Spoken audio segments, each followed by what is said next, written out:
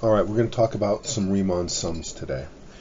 Now, many people panic when they hear Riemann sums. So before we start looking at the notation, let's think about the basic skills. We're going to find the area of a rectangle, and in fact find the area of non-overlapping rectangles. Let's just start laying the foundation.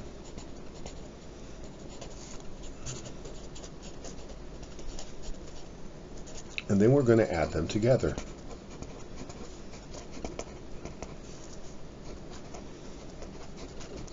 So I'm going to just do this very generically. So if you have a graph, and we're going to start with just non-negative area, the first thing that's going to happen, let's use little a and b so I don't get into trouble, is we start breaking the domain into non-overlapping subintervals. This is called a partition. Then we start drawing in our rectangles, and I'm going to draw in different types of rectangles, but they're all going to be non-overlapping, okay? Okay, now those ones I use left endpoints for sample points. Now these ones I'll use right endpoints for sample points. And then this one, okay, and now I'm going to try to, okay, now I'm going to try to estimate where the midpoint is, so I'm using a variety here. Okay, so there.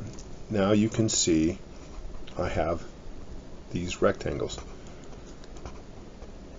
So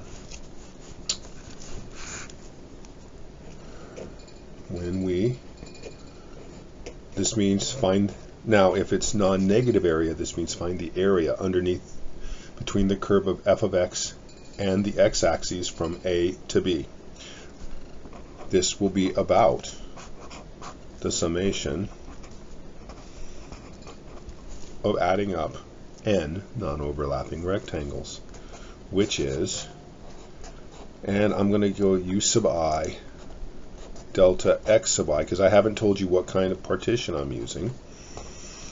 Okay, u sub I is an element of the ith rectangle, okay, and the width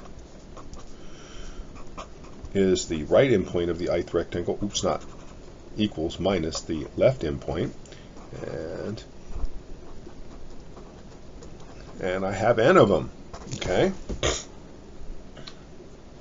Now I've been very vague in how I'm writing this out, because there are two types of partitions. Let me put here two types of partitions. The first type, they're equal with subintervals.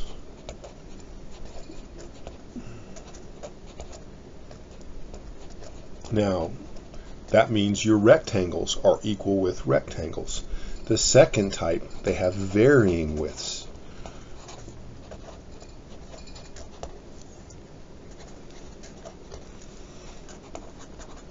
And again, these are non-overlapping subintervals. So I didn't write that down because I wrote it up here, right? Which means your rectangles have varying widths. If you're on this one, there's something called the norm of the partition. That means when we look at all of the different subintervals, there is one subinterval that is the widest. And in that case, it's called the norm. We'll talk about how we handle that in a second. So if you have equal width subintervals, that means you have equal width rectangles. Okay. So we're going to take a limit as the number of our equal width subintervals, non-overlapping subintervals, or our equal width non-overlapping rectangles grows without bound. If they grow without bound, that's going to force the widths to 0, and I'll show you why in a second.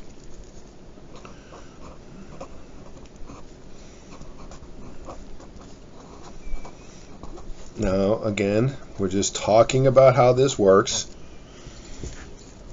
where delta x will be the right endpoint minus the left endpoint all over the number of equal width subintervals or the number of equal width rectangles. Okay, how do you build this partition?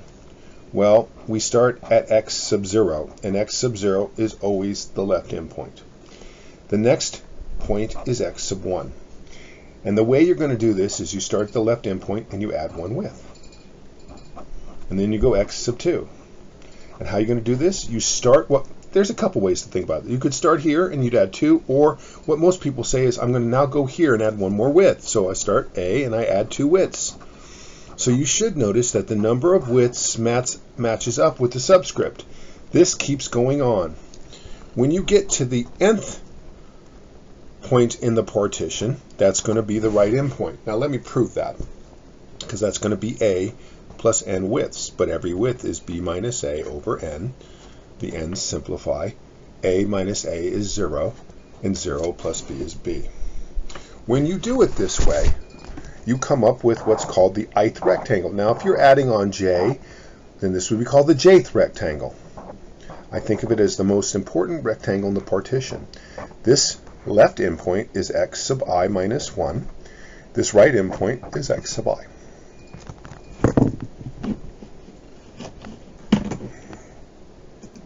Okay, now how do you find the area of a rectangle? Well, if my memory is correct, I like to use the base of the rectangle times the height of the rectangle. Okay? Now, the way I'm doing it here, that's going to be a delta x. That's what the base is, because they're all equal width. The question is, how am I going to get the height? Now, different books do it different ways. Some people will use u sub I as the x value for the sample point. Some people will use c sub I. Some people will use x sub I star. People do different things. So hold on. I'm going to just go ahead and say I'm going to calculate the height at a sample point. Okay? So this tells me how I'm going to find it. Now, what we're going to do is we're going to form a sum. Okay, so we're going to add n non-overlapping rectangles up. That is the sum on I equals 1 to n of f, the heights at a sample point. Oh, did I use u or c? Let me be consistent. This was c. Times delta x. And this will be, wake up, Mr. Isaac. This will be an estimate of the area in this case, because we're doing area. The more rectangles I add, right, the more of these that I add together, the more subintervals that I cram into this finite space that are non-overlapping, the more rectangles I cram in. The more rectangles I cram in, the closer this sum is to this sum. Now initially, what we did was we did a lower sum and we did an upper sum, and we knew that the true area always was between the lower and the upper sum. I'm not going to do equals. I'm going to do upper sum, and I'm going to do lower sum of n rectangles. Okay. It just so happens these are sequences. This sequence is going to be an increasing sequence. This sequence is going to be a decreasing sequence. And they just so happen to always have the same limit as the number of rectangles grows without bound. That is the limit at infinity. So then by the squeeze theorem, the true area is that. Then Riemann came along. Now when he came along, we still used the lower sum. And the reason, I'm going to show you now why I use LS for lower sum. Because we also use the left endpoint method. And they call that a left Riemann sum. And this is why I don't use L for lower sum anymore. Because if I used L here and L here, there could be some confusion. Then they use the right endpoint, and that's called a right Riemann sum. Notice I'm just dropping, I should put the word sum there, and they just use R. And then they're going to use, you'll usually see a subscript. That subscript tells you how many non-overlapping rectangles, which means non-overlapping subintervals you have. And finally, you have a midpoint sum. And it's a midpoint Riemann sum, but I usually call it midpoint sum. It's m sub n. And there's something called a trapezoid. Now I got to be careful here. Okay, we're still talking about equal width subintervals, equal width non-overlapping subintervals. And because of that, there's a special formula for this. When you get to rectangles that are varying widths, well, then you have to actually go calculate the trapezoids one at a time, their areas. Okay, now let's draw a rectangle. Now the lower sum and the, I didn't put the upper sum in here. There should be the upper sum right here. And the upper sum, they typically don't have you write. If they're going to have you write it, that means they are going to restrict it to strictly increasing or decreasing functions, because in that case it's a left or right sum. You just have to figure out which endpoint does what you need it to do. I'm going to use j here, so I'm going to call this the jth rectangle. Okay, so this would be x sub j minus 1, and this will be x sub j. For the left Riemann sum, I would use this. Okay, so this is for the left. I'm going to do this for the left now. Left Riemann sum.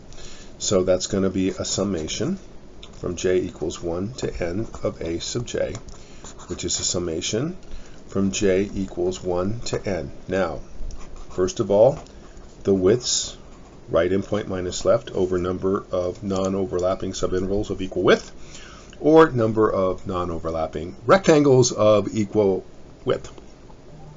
Notice the consistency. The sample point is going to come from the left endpoint. That's why it's called a left sum. So this will be f of x sub j minus 1 times, and my width is going to be delta x. Now I've told you what this is here, but I'm going to clean this up. So this would be the summation from j equals 1 to n. See, I almost made that mistake there. Now remember how you found this. You started at the left endpoint and you added j minus 1 widths, and then times the widths. Now if they're typing this out and you're picking this out, you're going to see a b minus a over n here and a b minus a over n there. Now let's look at the right sum. So we're going to go the sum from j equals 1 to n of a sub j, but we're just going to go here. We're going to start there. Instead of using the left endpoint, we use the right endpoint, x sub j. Don't forget the j equals 1 to n. And don't forget the widths like Mr. Isaac did. So you're going to go sum j equals 1 to n. You're going to take your functional value, and then the way you're going to compute your sample point, you start at the left endpoint and you add j widths, and then you multiply that height by the width, which is b minus a over n. Okay. Did left, did right. Okay, midpoint sum. We're going to add these together and divide by 2. So if you think about this, x sub j minus 1 plus x sub j. This has an a in it. This has an a in it, so that'll be 2a. Then we're going to have I widths plus I minus 1 widths, which would be this. Okay, and then we're going to divide by 2 because we're taking an average. Half of 2a is just a, so notice that works out. We're going to start at the left endpoint. I and I is 2i. Half of 2i is I, but what we're going to do is we're going to write it this way, 2i minus 1 over 2 widths. So your midpoint sum will go from j equals, oops, this is j because I did this on j, right? This is j. Wake up, Mr. Isaac. Okay, to n. So that's going to be a plus 2j minus 1 over n widths times widths. And that's how you do all of the Riemann sums. Now the trapezoidal sum, it's not a Riemann sum because it's trapezoids. Riemann sums, you're adding up non-overlapping rectangles. Now, if the partition has varying widths, it's a little bit different. The way you're going to see your sum, I should write partition is n non-overlapping subintervals of varying widths. So your integral, I'm going to start with it's about. You're going to add up n non-overlapping rectangles, but here's the problem. We have a sample point in that interval. Again, it's going to come from the ith rectangle, the jth rectangle, the kth rectangle, whatever you're summing on. But every width could be different, so the widths are subscripted. Okay? So first there's going to be a sentence where the closed interval from A to B is partitioned into n non-overlapping subintervals of varying widths. Okay? Because I'm running out of space here and I want to get this down and stop this first video. Now, your sample point, right, your domain value is a sample point. You use the sample point to calculate the height. And that comes from, and then you're going to see this, and I don't have enough room here, so I'm going to have to write it underneath. And your widths are the right endpoint minus the left endpoint. And then what I tend to do is I put a French brace. I'm summing on I, and I'm just going to let this counter go from 1 to n. So that will force everything to be, all the intervals to be non-overlapping, because it goes through the partition. This tells you that the sample point comes from that interval. It's not telling you how it comes from that interval, though. So if I wanted a right endpoint method, I'm just going to put, instead of c sub I, I'm going to put x sub I. If I want a left endpoint method, I'm going to use this subscript. If I want a midpoint, I'm going to have to state it's the midpoint, or state it's the average, because the notation is a little bit cumbersome here. Now, when you're doing this and you want them to be equal,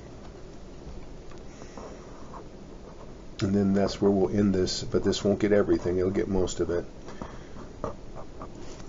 You're going to take a limit, but you're not going to say that let the number of rectangles grow without bound. Remember, when you have a partition that has varying subintervals that are non-overlapping of different widths, there's one that's widest. So some people will write the maximum, and I'm going to sum on I, so the maximum width in my case is forced to 0. If the maximum width is forced to 0, all of the widths are forced to 0. And then they will write the same thing down and again, and it's all this here. Now, there's one other thing that I forgot to tell you. When you're breaking this partition up, you go x0, x1, x2, x3, x4, blah, blah, blah, to x sub n. Let's say you want 1,000 rectangles, or 1,000 subintervals of equal width, or 1,000 subintervals of varying widths. They're all non-overlapping. When you look at your partition, you will have 1,001 points. Okay, there's the first one. I hope it helps.